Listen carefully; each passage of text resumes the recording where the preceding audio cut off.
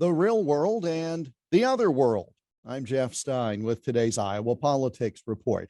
As you probably know, I spent the bulk of the last 3 days at the Hawkeye Farm Show, which was quite well attended again this year, and it stood in stark contrast with how I spend much of my normal workday.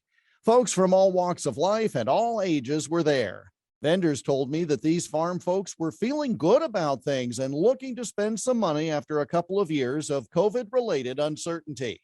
And I was told by more than one marketing professional that those vendors themselves were looking to increase their advertising budget, so they were feeling pretty good about things too.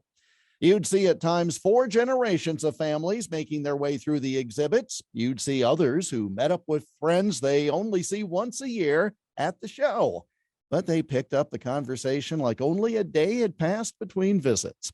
You'd see some high school classes come by, the next generation getting involved at a pivotal time.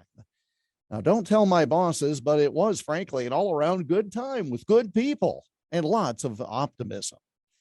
Then I plugged back into my regular day, political strife, name calling, and half a world away bombs hitting nuclear energy facilities. So much better to be hanging around with folks who are living their lives the best way they can, caring for their families, enjoying the company of others, putting in a hard day's work for an honest day's pay. Far preferable to the folks who just talk about problems without offering solutions, or for whom the sky is always falling. That sort of reconnection is always good to show what the heart of America was doing this week, as opposed to those in the swamp or the coastal big cities. It gives one great optimism about the future, because that other stuff, without proper balance, can depress you in a hurry.